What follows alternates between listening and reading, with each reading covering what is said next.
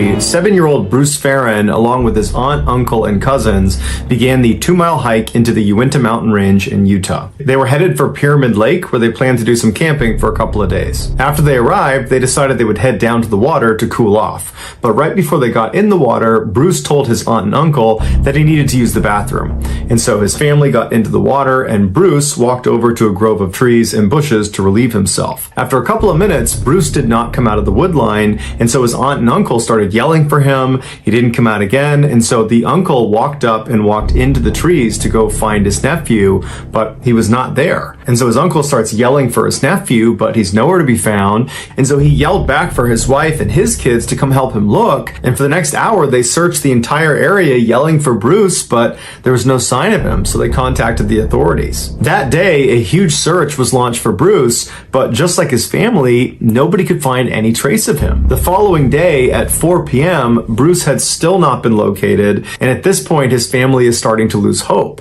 And it was around that time that a searcher who was several miles away from where Bruce had last been seen was walking up this very steep trail heading up towards this cliff. And the searcher knew this cliff was 500 feet and there was no way a child could climb up it or down it, and so he was about to turn around and go search somewhere else when he happened to look up and he saw a child walking down the trail towards him, and the child was Bruce, and Bruce was totally fine, albeit a little bit hungry. According to David Paulides, all of these search and rescue models that predict where missing people will end up after they go missing say that boys aged 7 to 9 will be found within a 7.2 mile radius 95% of the time, and that distance could be covered over a week's time. In order for Bruce to be found where he would have needed to cover 20 miles along a rugged ridgeline before scaling down that 500-foot cliff without the aid of climbing gear, and he did all that within 30 hours, a seemingly impossible task for a missing 7-year-old boy. When asked what happened, Bruce said he didn't remember. He didn't understand why or how he had gotten lost in the first place. The only things he remembered were sleeping between 2 downed logs and drinking from a waterfall and many animals, including one that was so close to him at night that it would jump over him. Bruce was followed up with as he got older, but he never could regain the memory of what actually happened to him. Some have speculated that Bruce might have been abducted when he went to the bathroom, and that's the only way he was able to cover that great of a distance in that amount of time, that his abductor basically physically moved him at least part of the way,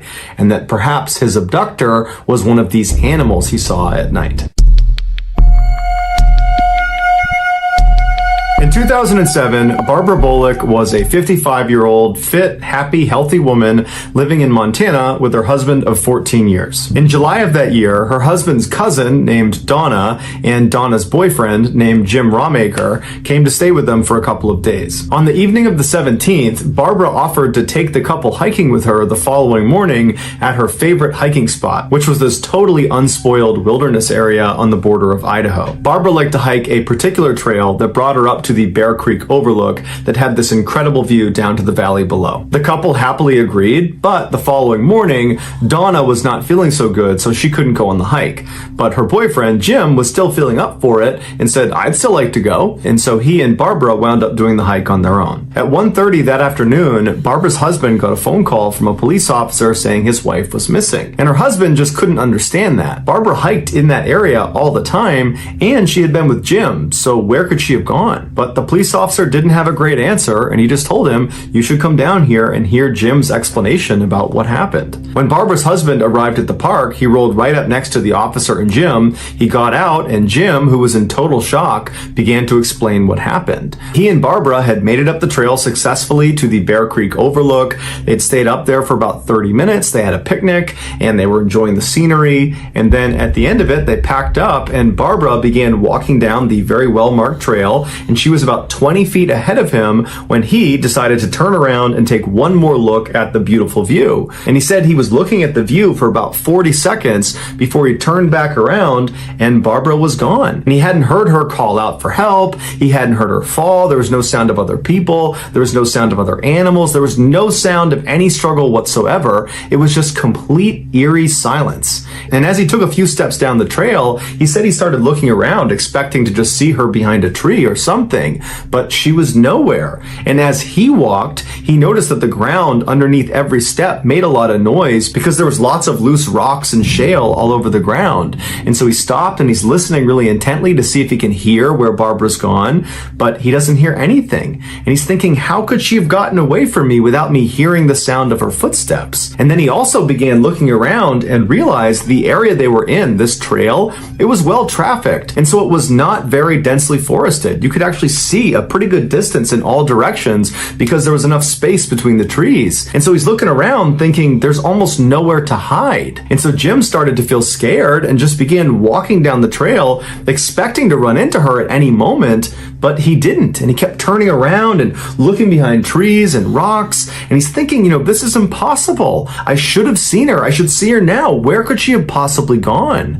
And so he made his way all the way down the trail, the whole time turning around and looking for her and yelling for her, but never getting any feedback from her. And he got all the way to the parking lot and he saw her car was still parked in the parking lot. And he's looking around the parking lot. She's not out there. And he noticed a crew was working in the road. And he went up to them and he asked if they had seen her or anybody come out of that trail. And they said no. And so Jim's starting to panic and he ran right back up the trail, all the way back up to the Bear Creek Overlook, hoping that along the way he would see some indication of where she went. But again, there was nothing on the trail. He gets up to the overlook, he's looking around, he's yelling for her, nothing. And so he ran right back down again and he contacted authorities. Over the next 48 hours, a huge search was launched all around this area for Barbara. It included helicopters and huge search teams and highly trained sniffing dogs, but nothing was found. There was no signs of foul play, there was no signs of an animal attack or some sort of abduction. There was nothing. Not even her scent was found, despite the fact that the dog's handlers knew exactly where her last position was, but none of the dogs picked it up, which is highly unusual. It really was like she had vanished into thin air. At first, Jim was obviously a suspect because he was the last person to see Barbara alive, but he never changed his story despite how far-fetched it seemed, and he was very cooperative and was very quick to offer to take a polygraph test, and so the police ruled him out as a suspect. And shortly after the search started, they shut it down because there was no sign of this woman anywhere. And so unfortunately, her family had to face the awful reality of getting zero closure. She was just gone and nobody knew what happened. And unfortunately, to this day, we still don't know what happened because no trace of Barbara has ever been found. In 1910, 23-year-old Orville Tuttle worked as a locomotive engineer in Whitehall, Montana. While he loved his job and loved cars, his real passion was hunting. His friends would describe him as being a fearless hunter, a crack shot, and very cool under pressure. In October of that year, Orville, along with his younger brother and his cousin, headed off to a river valley just outside of Yellowstone National Park to do some hunting. When they got there, they made their way into the forest, they found a decent clearing, they brushed off some snow, and they set up their campsite. They stayed up for a bit around the campfire that night, but everybody went to bed early. The following morning, Orville was the first one to wake up, and while he was outside of the campsite, he noticed some elk tracks that had passed by in the night.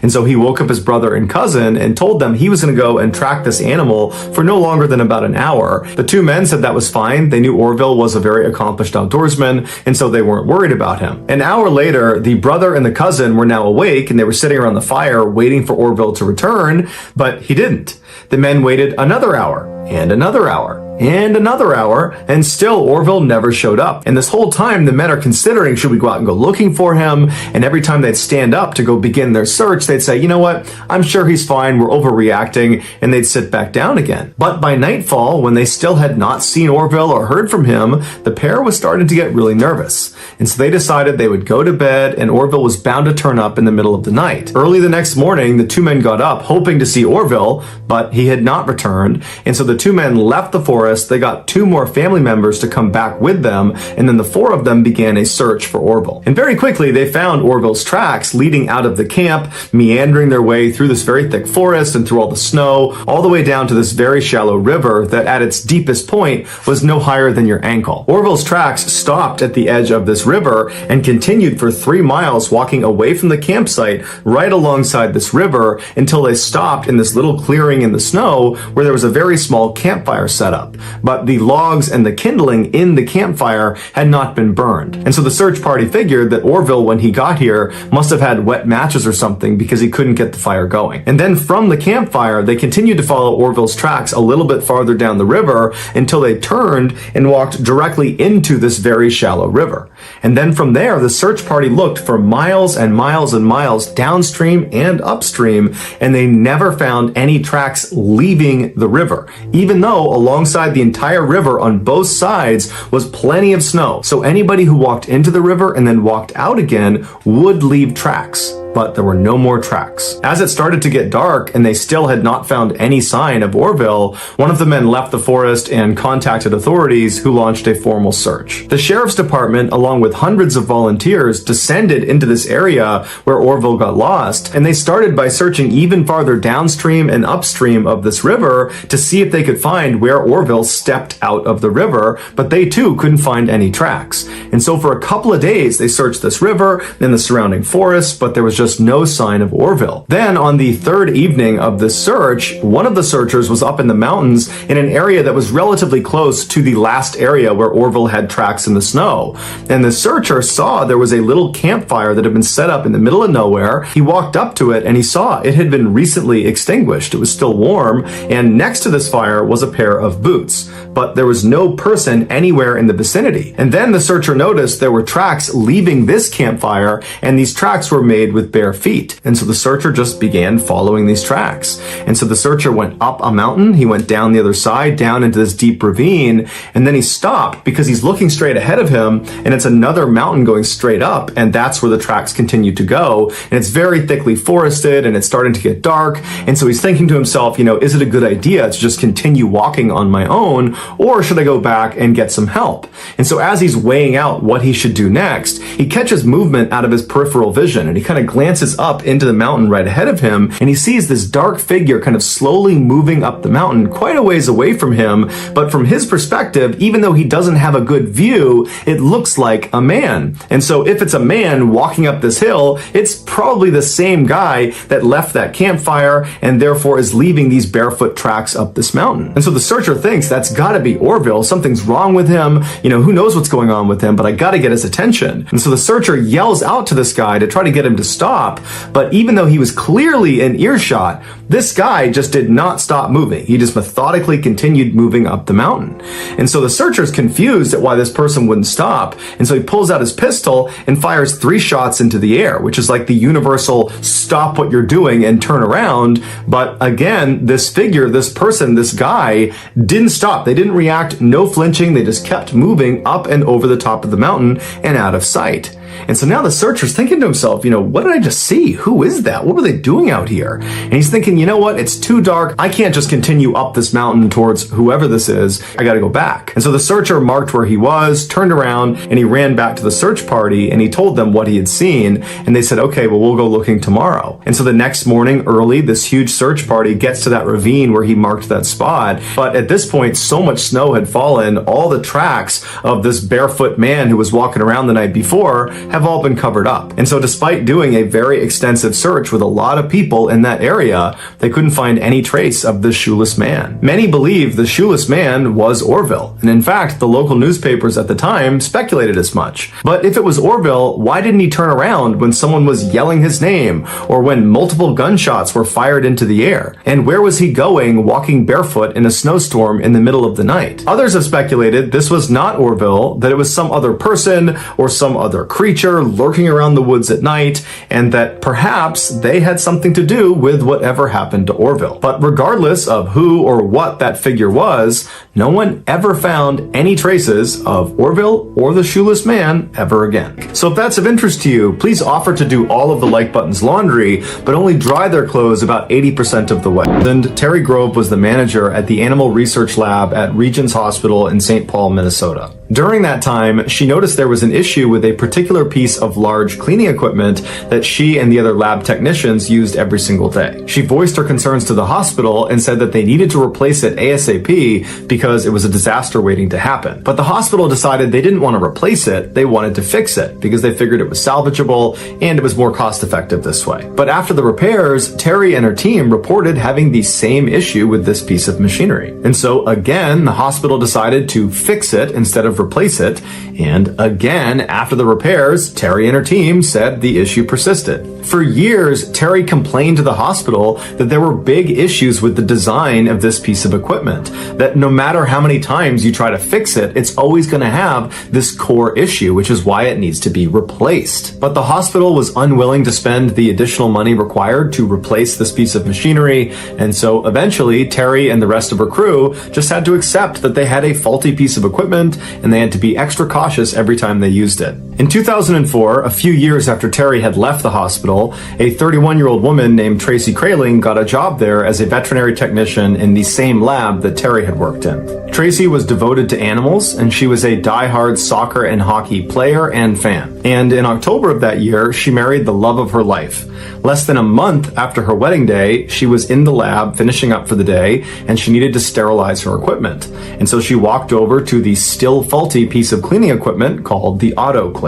An autoclave is a device that looks kind of like an oven that uses superheated steam to sterilize equipment and other objects inside of it. The autoclave at Regions Hospital was a huge industrial version that staff would have to walk inside of to place their equipment and then walk out of before they started it. And the persisting issue with this autoclave was its door. It shut on its own. Once it shut, the suction that was created inside of it held the door shut. And so if you were unlucky enough to be stuck inside the autoclave, even if it was off, you couldn't open the door again. The suction was too strong, and so somebody outside the autoclave would be the only way for you to get out.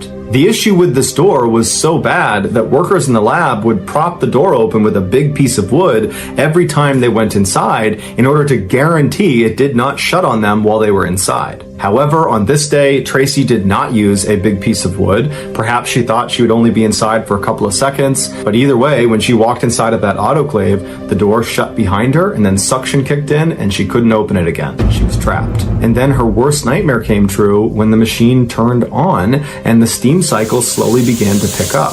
Unfortunately, none of her coworkers had seen her go into the autoclave, and so nobody knew she was stuck, and so nobody was there to open the door and let her out. And no matter how loud Tracy banged on that door and screamed and yelled, nobody would have heard her. And so eventually this superheated steam began being pumped into this room all over Tracy. Eventually, when her coworkers found her, she was still alive, but she died within 24 hours as a direct result of her steam burns. The hospital was ultimately fined $75,000 for their role in her death.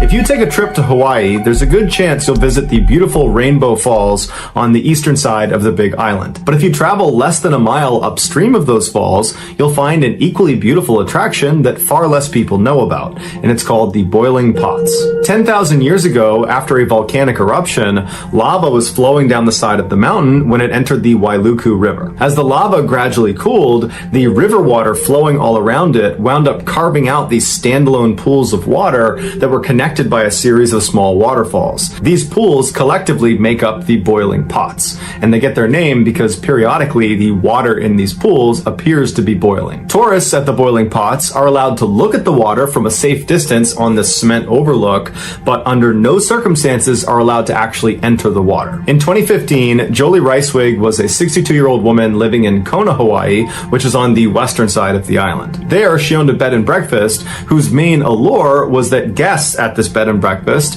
got to go on these fun adventure tours with Jolie all over the island, and they almost always involved paddleboarding or swimming because Jolie was an avid outdoors person and a very talented swimmer and swim instructor, and so felt comfortable leading these types of excursions. On September 14th of that year, Jolie brought one of her male guests from her bed and breakfast out for an adventure tour at the Boiling Pots. She would have known that it was an off-limits area for swimmers because there were signs up everywhere saying as much, but Jolie wasn't planning to swim in the boiling pots. Instead, she was planning to float on them on inflatable rafts. And so she and this man climbed aboard their respective rafts and began paddling around one of the upper pools, taking in the incredible view of this natural phenomenon. As they were relaxing, suddenly there was this rush of water that came tumbling over the fall that dumped down into the pool they were in. It was a flash flood. And before Jolie and this man could swim outside of the pool and get to safety, the water under them began to churn violently and actually thrust them over the edge down into the next pool. And as soon as they hit the water, they had fallen off of their rafts. Now they're swimming in the water, and they're feeling a current pulling them down and pulling them forward towards the next lip into the next pool. And so they both began desperately swimming towards the edge. Jolie actually grabbed the man and helped push him up and out to safety. And as soon as he was on land, he turned around to grab her, but she wasn't there. And so he's looking around, and all he can see is her raft floating on the surface being taken down into the rapids. And so he thinks, okay, she must have fallen into the next pool. And so on the side of the waterway, he runs down and he's looking into the next pool, the next pool, the next pool, and she's nowhere to be found. And after a few minutes of looking and not knowing where she was, he called the authorities. They came out and they launched this huge search for her, but despite searching the entirety of the boiling pots and all the way downstream, there was no sign of her. And after looking for an entire week, they never found anything. It was like she just disappeared, and so they turned the search off. As devastating as this was for the family to not have closure about what happened to Jolie, this was not a surprising outcome. In fact, it was almost an expected outcome considering why the boiling pots are off limits to swimmers. Each of the pools of water that make up the boiling pots is a deep, nearly vertical shaft of water, and at the bottom of it are these entrances to these underground tunnels. And these entrances are big enough for a person to slip inside of. And these tunnels are not short. They go on for a long ways in all different directions. In a flash flood scenario, that increased water that's flowing down the boiling pots creates this unbelievable current that inside of each of these pools is pulling straight down, which gives the water the impression that it's boiling, because basically the water's tumbling over as it's being filtered up and down inside of this vertical shaft. And so if you get grabbed by this current, it's going to pull you down and into one of these tunnels, and you won't get out again unless the current releases you. And so Jolie, after helping her guest get out of the water to safety, she was pulled down and into one of these tunnels, and she was held there for 5 months until finally the current released her and her remains were spotted just below the pots in a tide pool.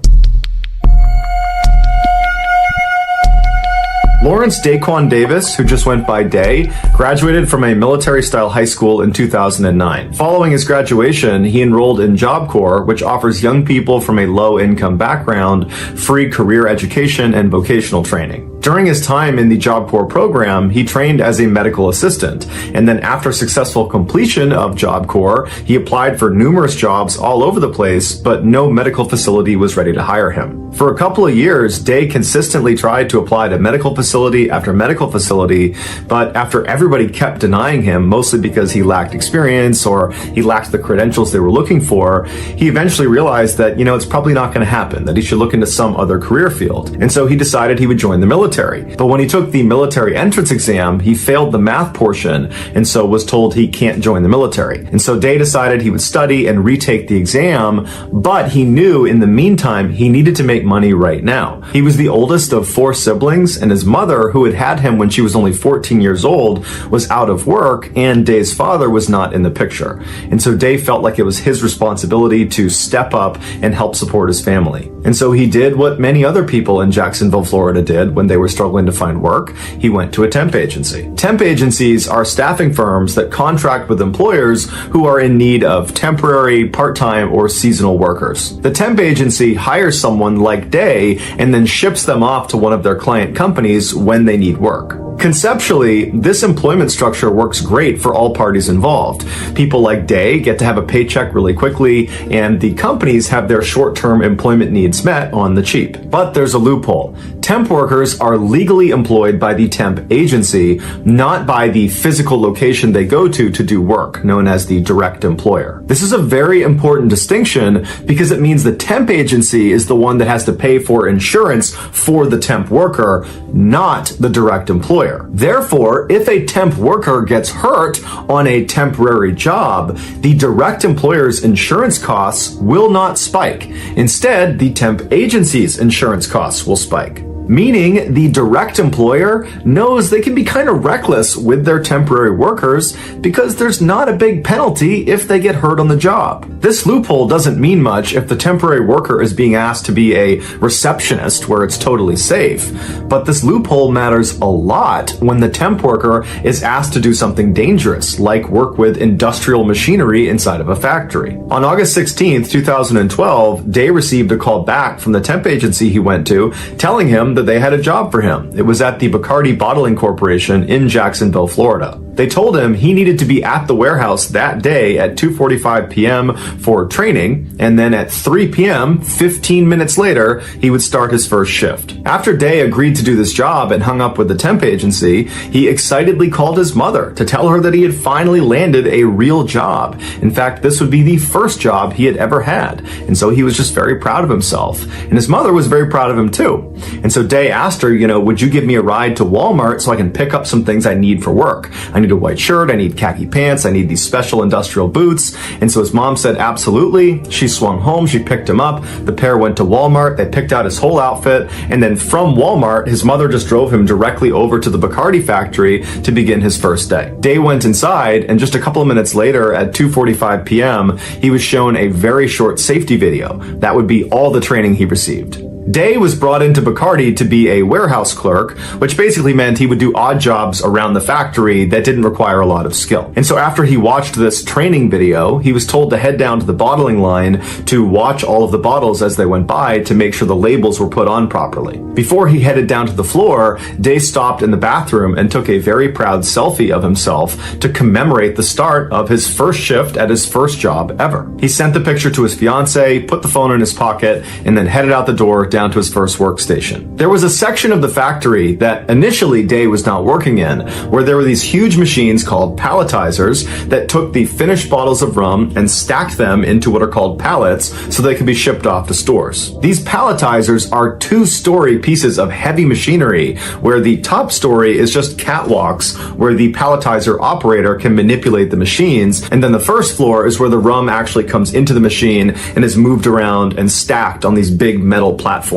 Sometimes as the rum comes in on the conveyor belt, they will fall off and smash on the ground. This started to happen about 90 minutes after Day took that selfie in the bathroom. The palletizer operator, after seeing the broken glass, called out over the radio that he needed a temp worker to come into that section of the factory and help him. Day's supervisor at the bottling line told Day to stop what he was doing and go over and help pick up the glass. There is a security camera video of Day running into the section of the factory where all the palletizers are, making himself obviously available to help pick up this glass. And the operator sees him and immediately turns, he's up on the catwalk, and he points down towards the first floor, clearly telling Day, you need to get down there, that's where the glass is, go sweep it up. Day immediately walks around and goes down to the first floor of this machine and begins working. A couple of minutes later, Day comes back up to the catwalk and he looks visibly confused. He's scratching his head and just everything about his body language says something is wrong. Now, we don't know for sure what Day says next because there's no audio in this video,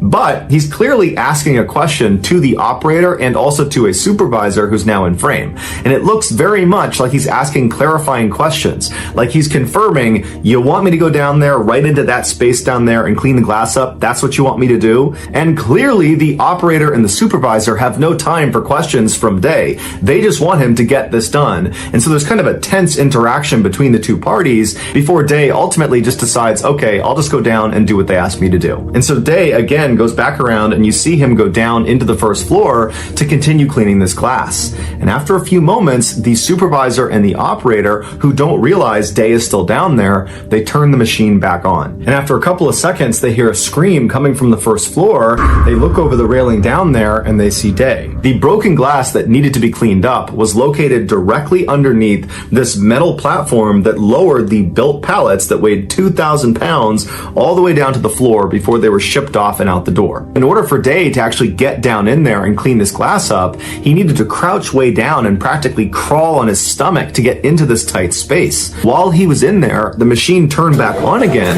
and he wasn't able to crawl out fast enough before this platform and 2,000 pounds of rum pressed him into the ground. It would be the equivalent of crawling on your stomach into the bottom of an elevator shaft and then having the elevator car come down and mechanically be lowered flush to the bottom with you in there. The palletizer operator and the other supervisor immediately spring into action and try to reverse this platform up off of Day, but they can't do it. And so they grabbed a metal pry bar and they tried to pry the platform off of him, but that didn't work either. And so finally, when emergency crews did show up and were able to get this platform up off of Day, it was too late. He was already dead. In any factory where a worker needs to go inside of a machine that could maim or kill them if it turned on, they go through what's called a lockout or tagout procedure before stepping foot inside.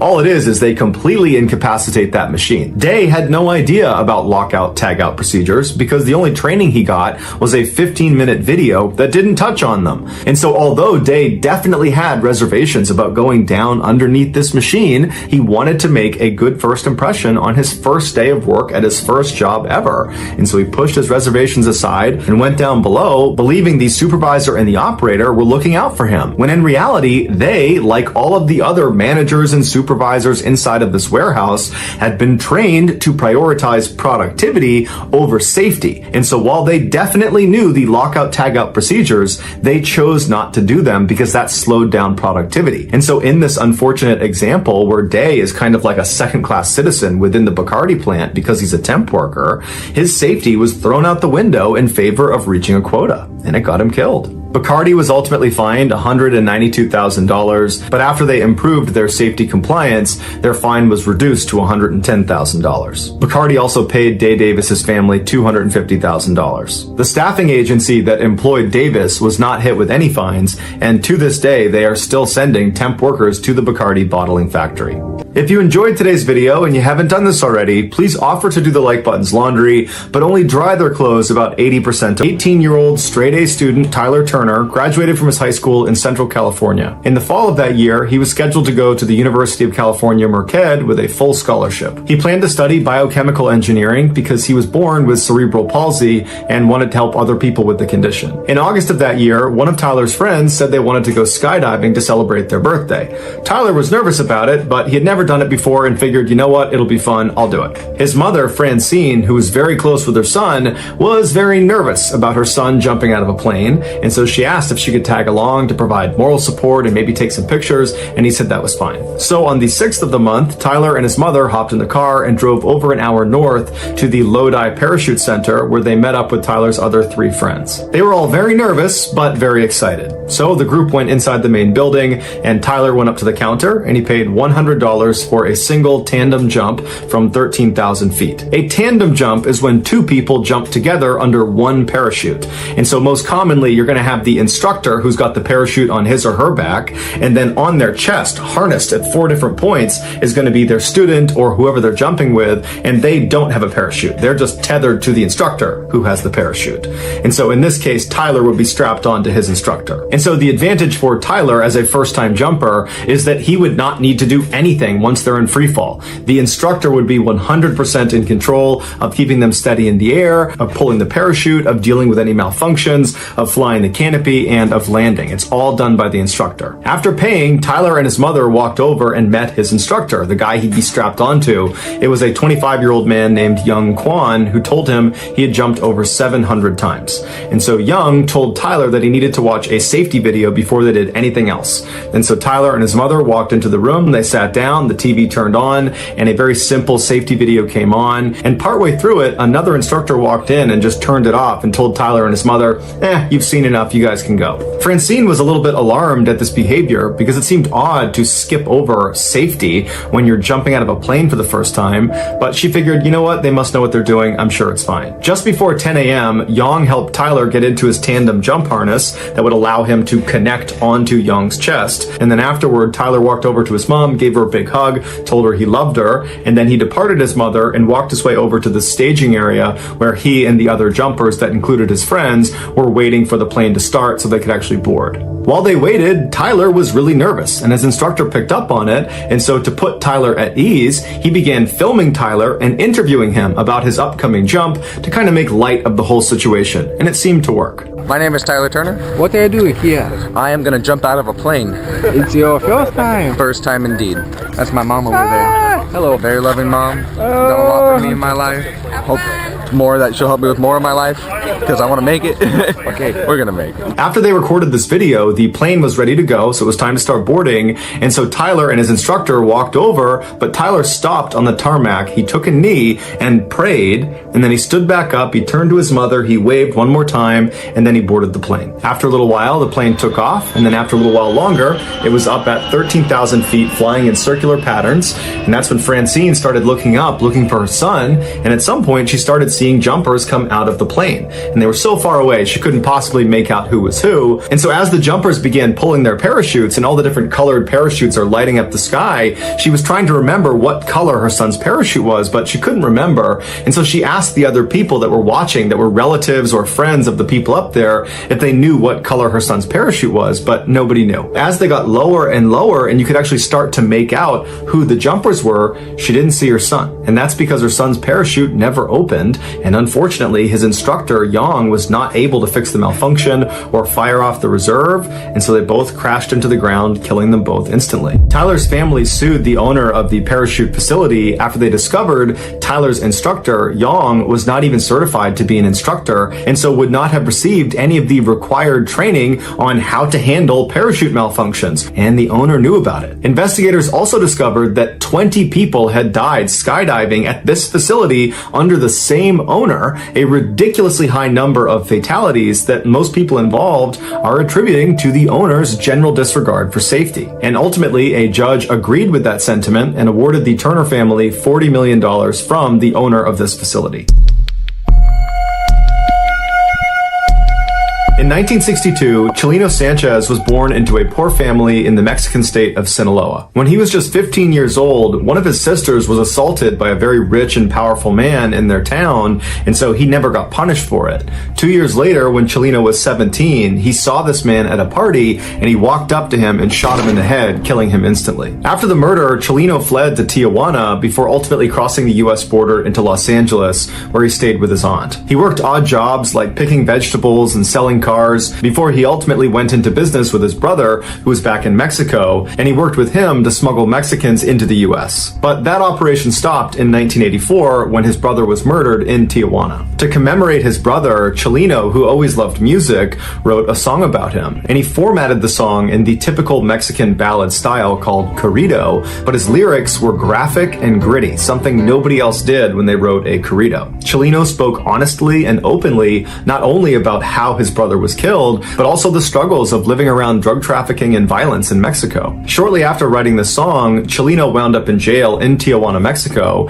and while he was there, he would sing the song he wrote about his brother, and other inmates heard it and loved it. They had never heard a corrido sung like that, and so they asked Chileno if he would write songs about them and their exploits. Soon, Chileno was being commissioned by all these inmates in this prison to write their songs in exchange for money and for favors. When Chileno got out of prison, his unique songwriting abilities had spread beyond the prison walls to other criminals and drug traffickers and kingpins in Mexico, and before long, Chileno was being approached by those people to write their songs. His corridos pioneered a new subgenre of music called narco corrido for their ties to the narcotics industry. Some people today compare the style and lyrics of the narco corrido to gangster rap. By 1987, Chileno's music was not just being shared amongst his paying clients, it had spread into Los Angeles and all over Mexico and was becoming very popular, even though it wasn't being played on the radio because radios thought his lyrics were too graphic. And so it was spreading largely because of word of mouth and because Chileno himself would go to car washes and street corners and he would sell his cassettes to anybody who would take them. By 1991, Chileno was so famous that he actually went on tour, and everywhere he went, the venue would be completely sold out. But given what his narco corridos were about, largely about drug trafficking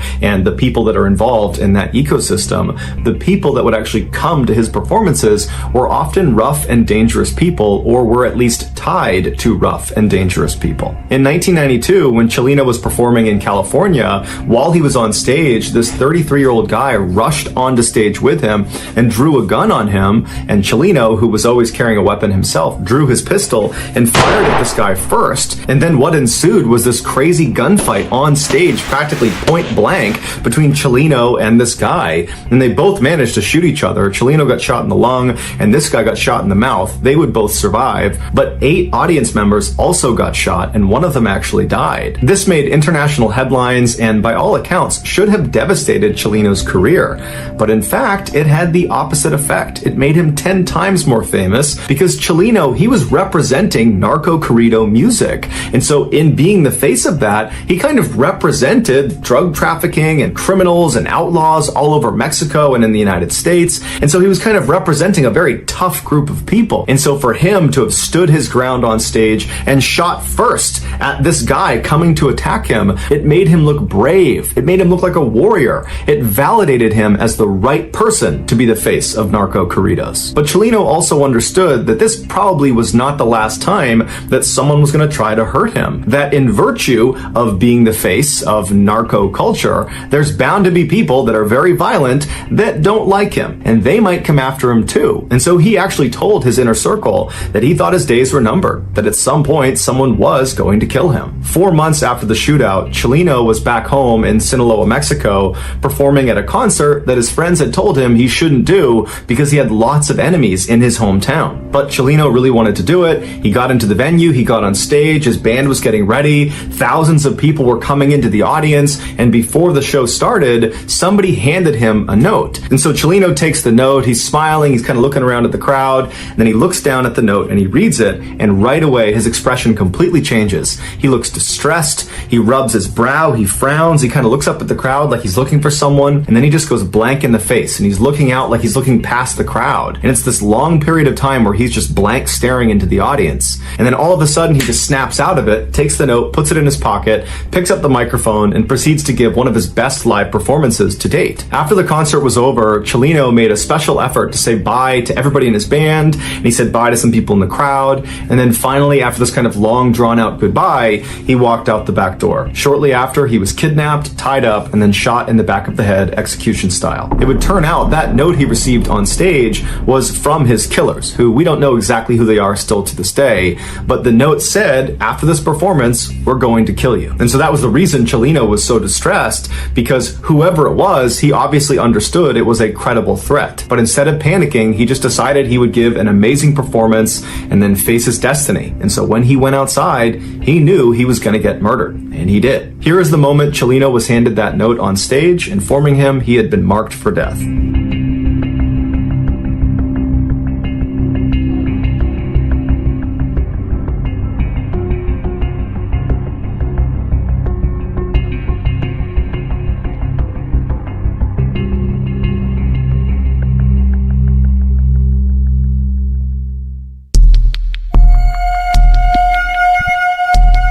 Despite the fact that today there is already tons of shocking content on the internet, there is still something truly insane about Wu Yongning's videos. In 2017, Wu was a 26-year-old climbing enthusiast who was dubbed China's first rooftopper. A rooftopper is someone who, usually illegally, climbs onto rooftops, cranes, smokestacks, big antennas, skyscrapers, or any other really high, dangerous location. Almost always, these daredevils are going to these incredibly dangerous locations in order to capture footage of themselves so they can post it to the internet in hopes that it goes viral and they become famous and make a bunch of money. But because there are so many people competing for the internet's attention, rooftoppers really need to push the envelope if they want to stand out and make it big. And Wu Yongning did just that, and the internet rewarded him with millions of followers and hundreds of thousands of dollars. Most rooftoppers would go to the tops of these incredible locations and then take selfies of themselves standing there posing at the top. Wu would do that, but he also did a couple other things that nobody else was doing that kind of became his trademarks.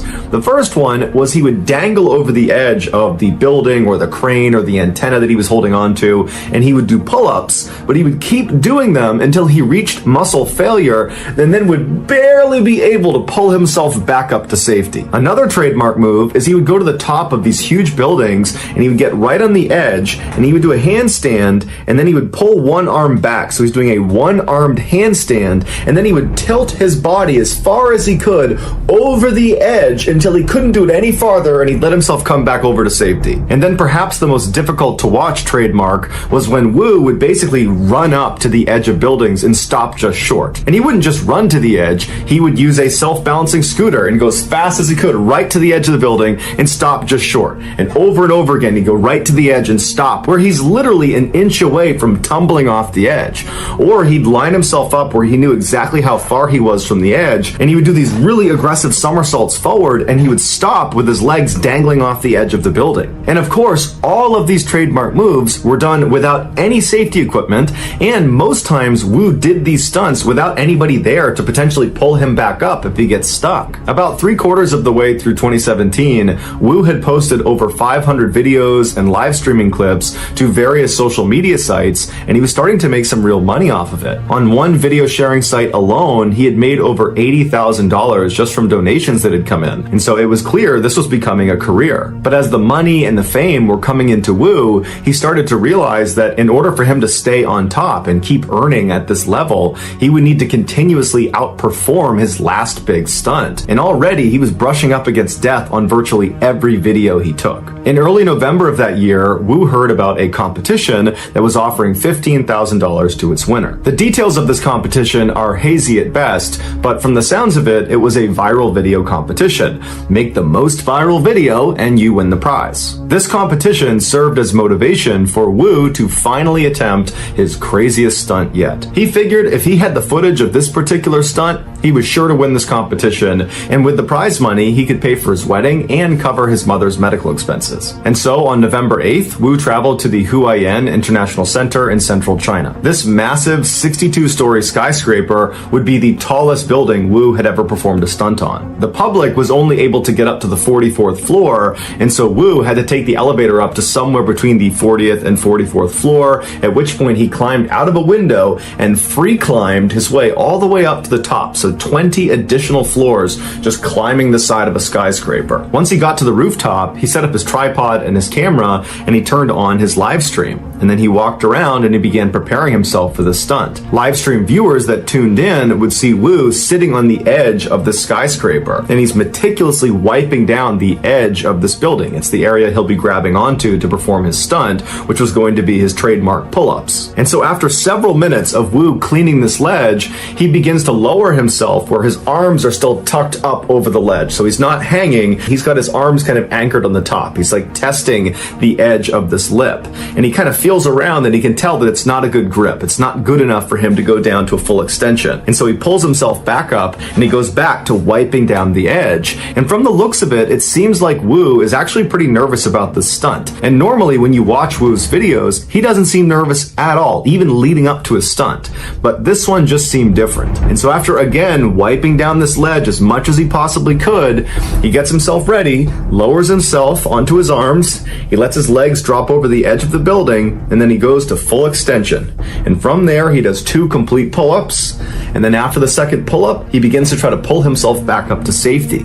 But he's fatigued, and he can't quite get himself up over the edge. He starts to use his feet to try to use the glass to push himself back up, but he can't get a grip. And for the next 15 seconds, Wu is desperately trying to get himself up and over this ledge. He's trying to muscle himself up, but it's obvious he's completely fatigued. I mean, he did free climb almost 20 stories to get up there, and so it makes sense his arms would be tired, but there's nobody up there to help pull him up.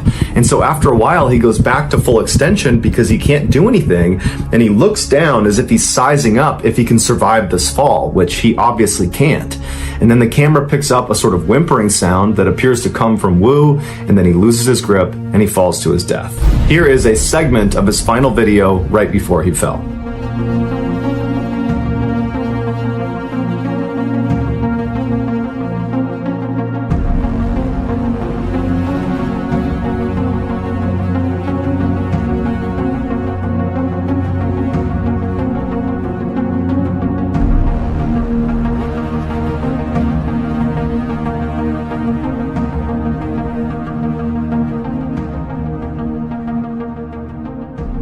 If you enjoyed today's video and you haven't done this already, please replace the like button sleeping pills with caffeine pills right before their 14-hour flight from Hawaii to Okinawa, Japan. If you have heard of Piggy Palace, the focus of today's story, then you know how horrific this story is. If you've never heard of Piggy Palace, well, viewer discretion is advised. In Port Coquitlam in British Columbia, which is about 15 miles to the east of Vancouver. He, along with his brother and sister, were raised by their parents on a big pig farm. In the 1970s, their parents passed away, and so the property was handed down to them. Robert and his brother took over the daily operations of the farm, and their sister decided to just move away. Over the next couple of decades, Robert and his brother attempted to run the pig farm, but pretty quickly they stopped taking care of it, and it fell into decline. Neighbors and visitors recalled seeing the pigs that were still there free roaming the property. And as for the brothers, it appeared they had just stopped bathing, and despite walking all day in mud and pig feces, it seemed like they never took off their boots when they went inside. One of the few farm workers that stayed with the Pictons through the farm's decline was a guy by the name of Bill Hiscox, and he said the farm was a really creepy place. And he also said Robert was a really creepy guy that was prone to just totally bizarre behavior,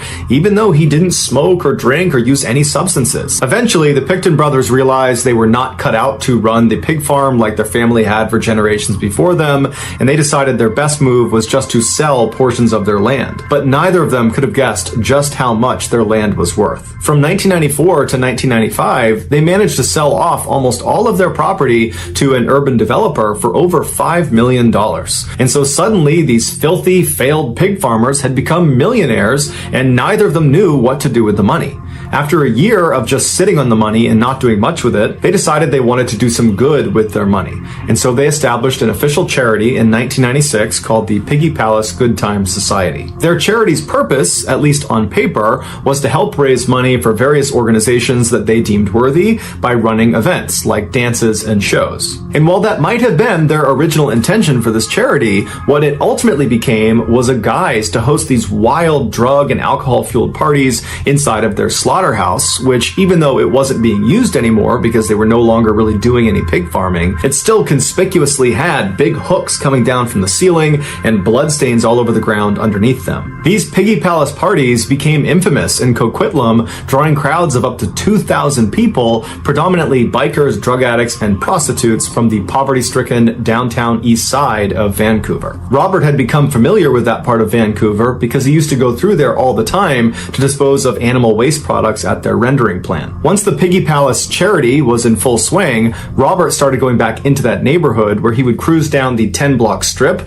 called the Low Track and would attempt to recruit people to come to his parties. Most of the people he recruited were down on their luck women who only agreed to go because he was offering them food and money and drugs and alcohol. At the same time Robert was running this recruiting campaign, women from the downtown east side began disappearing in droves. These disappearances were noticed by the men and women in the downtown east side, but they didn't report them because they had a general distrust of the police and of authority figures in general. But as more and more and more women disappeared from the downtown east side, rumors of a serial killer operating in that area started to circulate. Residents began only going outside if they could walk around in a big group of people, and everybody was just totally on edge, keeping careful lookout for anything odd about the neighborhood, people that shouldn't be there, cars that shouldn't be there. But despite this heightened security, women continued to go missing at a rapid rate and nobody knew why. When the police were finally contacted about all these missing women, their response was lacking, to say the least. Since there were no bodies of these missing women, the police said it was reasonable to assume that the women were to blame, that their lifestyles must have caught up with them and they either ran off somewhere or perhaps they overdosed somewhere and their bodies just haven't been found yet. Despite residents of the downtown east side saying, no, this is different, there's something wrong here, the police basically said, we're not getting involved. When the newspapers found out about this totally apathetic response from the police, they criticized them for intentionally deprioritizing these missing women because the majority of them were drug addicts and prostitutes, and so therefore weren't worthy of a full investigation. The police rejected this claim. On the evening of March 22nd, 1997, so 1 year after the Piggy Palace had been stood up and they started throwing all these parties, and 1 year after dozens of women have gone missing from the downtown east side, the Picton's neighbor heard a frantic knock on their front door. They ran over, they opened it up, and what they saw was this woman who was hunched over with one hand on her bleeding stomach, and dangling from her wrist was a handcuff. The neighbor was obviously shocked at what they were seeing, but they quickly ushered the woman in and they called her an ambulance. The woman was rushed to the hospital where she immediately was put into emergency surgery. Afterwards, while she was in recovery, she told her nurses that her name was Wendy and she had been at one of those Piggy Palace parties, and one of the owners of the farm, Robert Picton, had tried to put a handcuff on her, and when he did, she fought back. He drew a knife, he stabbed her in the stomach, she was able to get the knife back, she stabbed him in the face before turning and running out the door and making it to the neighbor's house. Right after she told this story, Robert Picton actually showed up at the exact same hospital with a serious laceration on his face that was consistent with being stabbed. The medical staff had already called the police, who showed up minutes later, and when they went inside, they searched Robert and they found in one of his pockets a handcuff key. And that handcuff key opened the handcuff that was still on Wendy's wrist. And so when the police saw that, they arrested Robert on attempted murder. While Robert was in custody, he explained to officers that Wendy was lying. She was a drug addict and she had come to one of their Piggy Palace parties and he had caught her trying to rob them. He had confronted her, she drew a knife, and that's when a struggle ensued and both of them got stabbed. And Robert said he was just lucky to be alive. The police believed him and dropped all of his charges and let him go. When Robert got back to the farm, Bill Hiscox, the one worker who still worked for the Pictons, he grew very suspicious of Robert. He had read all about the missing women from the downtown east side, and he knew Robert regularly went over there to pick up women and brought them back to his parties. And Bill just always had that gut feeling that something was off about Robert. And so he sat on this gut feeling for a couple of months until finally he decided he had to tell someone. And so he called the Crime Stoppers tip line and he told them that he thought Robert had actually attacked Wendy, not the other way around, and that actually Robert was most likely behind some or all of these missing women from the downtown east side. Bill also said that a recent female party guest at the farm had seen a pile of women's clothing inside of Robert's trailer, along with at least 10 purses and women's ID cards. The police followed up with Lisa to confirm what she saw, but she was scared of Robert and said she wasn't going to cooperate. And so the police, without this testimony, were unable to secure a search warrant to investigate this further, and so they kind of just forgot about it and moved on to other cases. Over the next few years, the Pictons continued to throw these huge Piggy Palace parties until the city finally shut them down, and dozens more women disappeared from the downtown east side without a significant police investigation, despite the fact that Bill was calling them all the time to say he believed Robert Picton was behind all of these disappearances, but they weren't taking him seriously. Finally, in 2002, a former employee of the Picton farm came forward to police and said that he personally had seen illegal weapons inside of Robert's trailer. And this was enough information for the police to get a search warrant and raid the pig farm. And in February of that year, they did just that. And they found inside of Robert's trailer the illegal guns, as well as several items directly connected to some of the missing women from the downtown east side. Robert was arrested but let out on bail. He was put under surveillance and told he could not go back to the farm until they were done conducting a more thorough search. And during that more thorough search, they found blood from one of the missing women inside of Robert's trailer. And so Robert was rearrested and charged with murder. While he was being held in jail, he shared his cell with another man who he believed was just another detainee. But he wasn't a detainee, he was actually an undercover police officer, and their entire interaction was being recorded.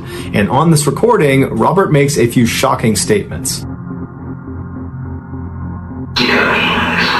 What do you got? You know what I'm saying? Yeah. You got animals, so you got a missing person. We are fucking hiding it. I find that that's what dispose of something. Take in the ocean. Any other than that.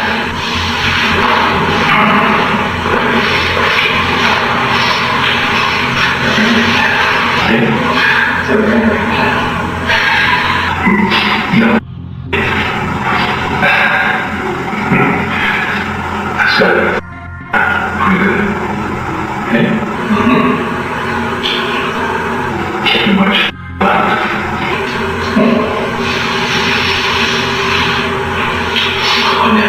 Can't stop it. You can do something. I was going to do one more. Maybe 50. That's what I was talking about. I feel the serious attack with antifreeze, and you inject yourself, and you're dead in better than 10 minutes.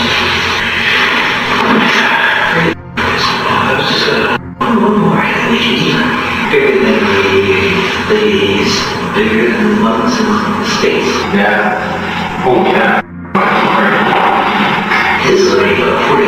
Jesus. As Robert admits in this video, he killed 49 people, who would turn out to be the majority of the missing women from the downtown east side. After a lengthy investigation, it was determined Robert's killing spree began in 1991, but it really kicked up a notch in 1996 when he and his brother started Piggy Palace, because he was able to use their huge parties to lure more victims to his farm faster. And once they were at his farm, he would lure them into his trailer, where he would handcuff them, tell them it's over now, and he would inject antifreeze into them, or he would strangle them to death. Afterwards, he would move the victim's body to the slaughterhouse, where he would butcher them like a pig. A large portion of his victims' remains would be fed to his pigs, and the parts he didn't feed to his pigs, he would bring to the rendering plant in the downtown east side, which is not far from where the victim was most likely picked up. A rendering plant takes animal waste products, crushes them up, and turns them into a gelatin. This gelatin is used in many everyday products, from candy to cosmetics, which means Robert's victims wound up in things like lipstick and gummy bears. Also, sometimes while Robert was going through this horrific disposal process, he would set aside some of the best cuts of meat and grind them up with pork and turn them into sausage. This sausage was served at Piggy Palace parties. It was also given to neighbors and food banks and orphanages. After sifting through 300,000 cubic meters of soil and pig feces underneath the Picton farm, investigators were only ever able to find little bits of remains of 26 women. Robert was charged with all 26 murders, but only 6 turned into convictions due to a lack of evidence. He was sentenced to life in prison and is still alive today. His brother and sister were never charged in connection with the crimes. If you enjoyed today's video and you haven't done this already, please set the like button up for a practice sales call with William M. Buttlicker. There are a few graphic and distressing details that are revealed at the end of this story. Viewer discretion is advised. 12. A young man pulled off a 4-lane highway in Anchorage, Alaska into a large snowy parking lot. He passed by dozens of parked cars until he arrived in front of this small shack that was brightly teal colored. It was a popular coffee shop called the Common Grounds, and this young man worked as a barista there. After he parked his car, he walked up to the white door employee entrance to this little building, and he got his key out and he went to unlock the door, but when he turned the key, he saw the door was already unlocked. He knew the girl who had worked the previous night and would have been responsible for locking the shop up. She was 18-year-old Samantha Koenig, and although she had only been on the job for about a month, she seemed very responsible and had never had any issues closing up before. The young man shrugged it off though. He figured people make mistakes, and he went inside.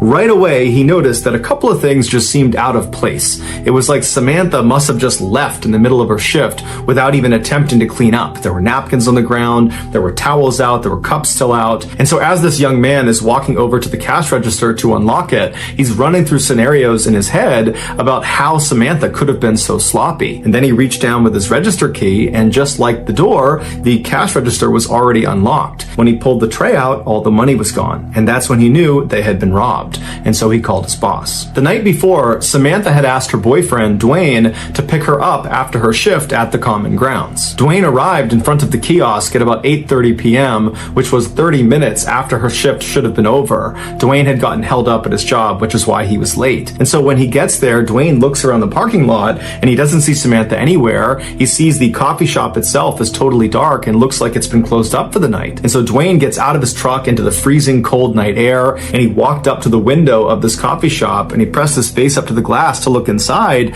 but there was nobody in there. Dwayne automatically went back to the fight he had gotten into with Samantha earlier in the night via text message. She had accused him of cheating on her. He had been kind of nonchalant, like he didn't care about it, and what ensued was a really ugly fight. And so as Dwayne is walking back to his truck, he's thinking to himself, maybe Samantha just didn't want to see him because of the fight, and so at the end of her shift, she got a ride home from her father or maybe from a friend, and that's why she's not here. here. And so Dwayne gets back inside of his truck and he sends a text message to Samantha asking if she's okay, if she's gotten home. But after several minutes of no response from her, Dwayne, even though they were fighting, he still cares an awful lot about his girlfriend. He decides, I gotta go by her house and make sure she's there and that she's okay. And so a couple minutes later, he gets to her house, he goes up to the door, and her single father, James, answers the door. Dwayne explains that he didn't see Samantha after her shift and just wanted to make sure she was here, but James says, she's not here. I have no idea where she is. I haven't spoken to her. And so the two men go into James's kitchen, they sit down, and they start texting and calling Samantha to try to figure out where she is.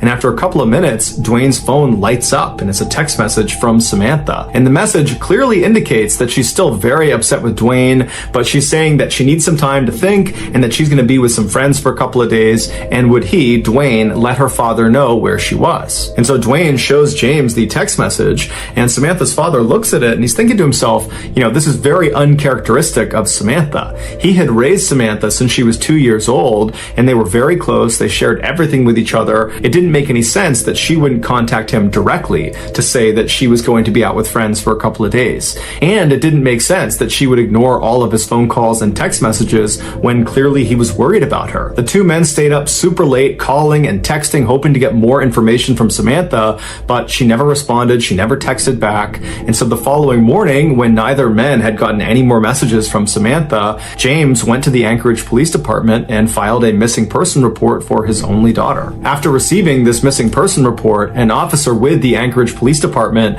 called the owner of the Common Grounds coffee shop to ask about Samantha. And the owner actually said they just got a call from their barista that was working at the kiosk that morning, and they had informed them that apparently there had been a robbery and no one can get in touch with Samantha. No one knows where she is. The owner told the police officer that as soon as she got her hands on the security footage from the night before, she would send it over to the police department. While the police waited for this footage, some officers began calling Samantha's friends and other family members to see if they knew where she was, but no one had heard from her, no one knew where she was, no one had any information. Some other police officers headed over to the Common Grounds coffee kiosk to get a look at it for themselves, and when they got there was no sign of a struggle outside or inside the kiosk, and inside, underneath the counter, was a panic button that had not been pressed. And so even though Samantha's father thought there was something odd about her final text message, the police began operating under the theory that Samantha had robbed the kiosk and then left of her own accord. But what confounded police was how Samantha actually physically got away from the coffee shop. She didn't have a car that night, and she couldn't have just walked away because the weather was way too miserable and cold outside, and Anchorage is just not really a walkable city. And so if Samantha was telling the truth, that she was just taking a couple of days to be by herself with some friends at their place, then why didn't any of her friends know where she was? This question was answered later that day when the owner of the coffee shop made the security footage available. The footage, which has no audio, picks up around 8 p.m. on February 1st, 2012, which was the night Samantha went missing. It shows Samantha inside of the kiosk. She's working alone, she's cheerful, and she's busy, and then at some point, someone that we can't see, they're outside of the camera's range, comes up to the window and orders a drink. Samantha clearly turns to them, acknowledges their drink order, and turns and begins making this drink. And then after she's done making it, she turns to give it to this person, and immediately Samantha steps back and puts her arms up. And then seconds later, she reaches over and turns off the lights inside of the kiosk, and then she gets down on her knees with her back to the window. She stays in that position, not talking, not moving, for about a minute before she slowly stands up and walks down the kiosk towards the cash register. She opens it up, she scoops some money out of it, then she walks back to the window and appears to hand it to a shadowy figure on the other side of the window, and then Samantha turns, kneels again with her back to the window. 2 more minutes go by before this person outside the window leans their entire upper body inside of the coffee shop. They reach down and they appear to tie Samantha's hands. Now, because it was dark inside of the kiosk, the footage winds up being extremely grainy, and there's no way to identify who this figure is. Although it's fairly obvious that it's a male. He's wearing a big sweatshirt and he's got a hat pulled down low over his face. After this mystery man is done tying Samantha's hands, he leaps through the window and then shuts the window behind him. And then he stands Samantha up, he puts a gun into her back, and then he marches her out the employee door and then out across the lot, all the way to a white pickup truck where he puts her inside and they drive off. Over the next couple of days, the police and also the FBI, who had been called in to be a part of this investigation, they just kept hitting dead end after dead end because there was no evidence. All they had was this surveillance footage that was too grainy to tell who this guy was that took Samantha. Meanwhile, Samantha's Samantha's father, James, had rallied the support of nearly all 300,000 people that lived in Anchorage to go out and look for his daughter. His efforts were so profound, it had attracted major news outlets across the country, and suddenly his daughter's story had grabbed national headlines everywhere. This led to strangers donating thousands of dollars to fund a reward for anybody that had information about Samantha's whereabouts. But despite this reward growing in size every single day, and the national news media becoming increasingly more interested in this case, no one came forward with useful information that led to developments in this case, and Samantha never got in touch with Dwayne or her father. Then on February 24th, so 3 weeks after Samantha's gone missing and no one's heard from her, Dwayne got a text message from Samantha's phone, and it was directing him to a particular sign inside of a nearby public park. And so Dwayne and James read this text, they shared it with the police department, and then they raced to this park and actually beat the police there by about 15 minutes. And so Dwayne and James, they walk through the gates and they start walking down this main trail, and they stop in front of this sign. It was actually a bulletin board, and tacked on the bulletin board was a Ziploc bag, inside of which was a typed ransom note, and on the ransom note, literally Xeroxed onto it, was a black and white photo of Samantha. And in this photo, Samantha looks kind of dazed, like she's got a blank expression, and she's not really looking at the camera, she's looking just to the side of the camera. And then in this picture, a man is holding a copy of the Anchorage Daily News newspaper that's dated February 13th, 2012. This was a proof of life photo where Samantha's captor was holding up that newspaper to indicate that Samantha was alive as of February 13th. And so to everybody involved in this case, including Samantha's father, even though this is still not a good situation at all, it was kind of a relief to know that at least as of last week, Samantha was alive. As for the demands of this ransom note, James was told to deposit $30,000 into his daughter's account immediately, and if he did that, she would be released 6 months later. As advised by the FBI, James deposited a portion of the ransom money into his daughter's account, and then the FBI just waited and watched, because they knew if anyone tried to withdraw money from that account, they could track where the card was. A few days later, 3 separate withdrawals were made within Anchorage, but each time the FBI got a notification about one of these withdrawals, they would rush to the scene, and whoever it was that had tried to make this withdrawal was long gone. When they pulled the security footage from these 3 different ATMs, the person that was making these withdrawals was a man wearing a ski mask and big sunglasses, so they had no way to identify him. After these withdrawals, the account went silent for over a week, and in that time, there was no word from Samantha. Then on March 7th, more withdrawals were made, but they were in Arizona, and then New Mexico, and then in Texas. Again, authorities would rush to these ATMs, but they would get there right after the masked man with sunglasses had just left. But there was a break this time. In one of these surveillance videos from one of the Texas ATMs, they spotted the car this guy was getting into before he left. And it was a small sedan, it was a white Ford Focus,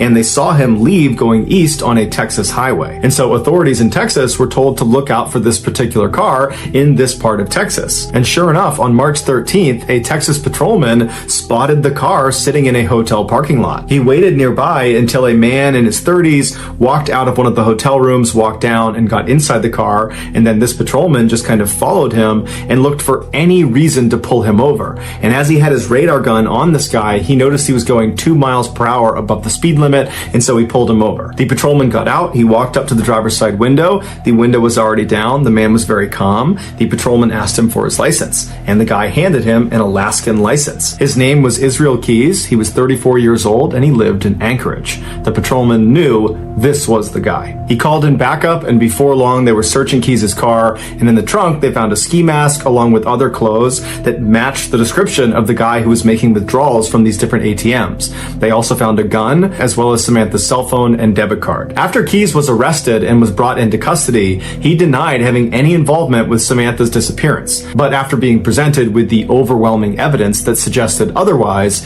he caved and said yes, he would tell them the full story of what happened to Samantha, but they had to get him an Americano coffee, a peanut butter Snickers, and a cigar. Once he had said items, he began to speak. And what he said was so disturbing and so graphic, the FBI still has not released the full transcript of his confession. Here is the version of events based on what was made public. On February 1st, 2012, Keys decided he was going to rob the Common Grounds coffee kiosk. He walked up to the window expecting there to be some teenager working inside, and he was right. It was Samantha. He asked her for an Americano, piano, and while she turned to make his drink, suddenly his plan changed. Not only was he going to steal money from inside of this coffee shop, he decided he was going to steal Samantha from this coffee shop. When she turned back with his drink and handed it to him, he discreetly pulled his gun out and aimed it at her and told her this was a robbery. That's when she backed up and put her hands up, and then she turned around, he tied her hands, he jumped back inside, and then he said after he shut the window, he jammed napkins inside of her mouth so she couldn't make any sound, and then he marched her out the door, outside, into his car, and they took off. Once they were in the vehicle, he pulled the napkins out of her mouth, and he told her if she tried to escape or if she tried to flag anybody down, that he would just kill her. And so he said she was very obedient, she was obviously very scared, but she was trying to do her best to stay composed. At some point, Keys reached over and took her phone and sent that text message to her boyfriend informing him that she was going to be spending a couple of days with friends and that he should tell her father. And then Keys told Samantha he was going to be holding her hostage and trying to extract some ransom money. Samantha told Keys that her family was very poor and that he wouldn't get much money out of them. To which Keys said, "Don't worry about it. I know they'll raise money and they'll come up with it somehow." Then they drove around Anchorage for several hours, periodically stopping so Samantha could get out and relieve herself, other times so Keys could smoke a cigar. Then around midnight, Keys made his way back to his house and he pulled into the driveway and he turned to Samantha and he had her go in the back seat and lie down. Then he put some tarps over her and he told her if she tried to escape, he would kill her. And then Keys got out and he walked inside of his house where his 10-year-old daughter and his girlfriend were fast asleep. And in just a few hours, Keys and his daughter were scheduled to go to New Orleans for a 2-week-long luxury cruise. Keys left his house and went back to his car. He put a blindfold on Samantha and then led her down the driveway to his shed. Once inside, he sat her down on an upturned bucket in the back of the shed, and then he put a rope around her neck and he anchored each end of the rope to the wall so she was pinned to the wall. Then Keys turned his radio all the way up to make sure it masked any noise she might make, even though he reminded her repeatedly that if she made any noise, he would just kill her, and by and large, she was very obedient. And then he gave her a couple of cigarettes to smoke and told her it was going to be just fine, to just chill out, that he was going to get the ransom money from their family, and then as soon as that was done, he would let her go. He turned on some space heaters to keep the space warm, and then he left and locked the door. He walked back into his house and double-checked that his daughter and his girlfriend were still asleep. They were. Afterwards, he started drinking some wine and relaxing, and then after a little while, he got a cup of water and he went back out to the shed. He went inside and he gave the water to Samantha, and he said Samantha was very composed. She was obviously frightened, but she asked him, "Did you speak to my father? Did you figure out the ransom situation?" And Keys told her that, "Yes, I talked to your father. Everything's working out fine. He's going to raise the money. We're going to get you out of here. Everything's going exactly to plan." After that, he walked up to Samantha and he unscrewed the 2 anchors that were holding that rope up against her throat, and then he cut the zip ties on her wrist, allowing her to relax and sit forward and just kind of be at ease for a second. And it was very obvious that Samantha was relieved. Her nightmare was about to be over. But then seconds later, Keys grabbed her really aggressively and tied her up all over again, this time much more thoroughly and much more tightly. It had been a cruel trick. When he cut her handcuffs and undid her necktie, he just wanted to see what she would do if she thought she was being let go, when in reality, he was never going to let her go. There was no ransom. He had not spoken to her father. It was all a big lie. Keys told investigators that as he was tying her up for that second time, he looked at her face, and she had this look of total resignation. He said she knew what was about to happen to her. After Keys tied her up, he left the shed and locked it behind him. He went inside to check one more time to make sure his 10-year-old daughter and his girlfriend were still asleep. When they were, he went back to the shed, he opened it up, he went inside, and this time when he stepped inside, it smelled like urine and sweat, and he looked down at Samantha and she was terrified. He walked up to her and he began to assault her, and then after he was done, he was standing over her getting his clothes back on, and Samantha very stoically looks up at him and says, "Are you going to kill me?" And he says, "Yes, I am." As he put on his leather gloves, she tried to talk him out of it, but he said there was no other way. Keys would tell investigators that he was very impressed with Samantha's bravery. Shortly before 4 a.m., Keys drove a knife into Samantha's back before choking her until she stopped moving. He told investigators that she never made a sound. After she was dead, Keys left the shed and locked it behind him. He went into his house, he took a shower. Afterwards, he woke up his daughter and told her to start getting ready because they were leaving soon for the airport. While his daughter was getting ready, Keys went back out to the shed, he went inside, he rolled Samantha's body up in a tarp and pushed her towards the back. He unplugged the space heaters, turned off the lights, turned off the music, and then double locked the shed and went back inside the house to make his daughter breakfast. At 5 a.m., a cab showed up at the house and Keys and his daughter daughter hopped inside and they made their way to the airport and then on to New Orleans, where they went on their 2-week-long vacation. After they got back, Keyes went inside of his shed, he unrolled Samantha from her tarp, and by his account, she still looked fairly lively, and so he dressed her in some new clothes, he put lots of makeup on her face, he braided her hair, and then he stitched her eyelids open so it gave the impression she was alive and alert. And then he held up a copy of the Anchorage Daily News next to her and then took several photos, creating that proof of life photo for the ransom note. If you want to see this photo, you can Google it, but that's up to you. After he took these pictures, he chopped her body up into pieces and then disposed of her in a nearby frozen lake.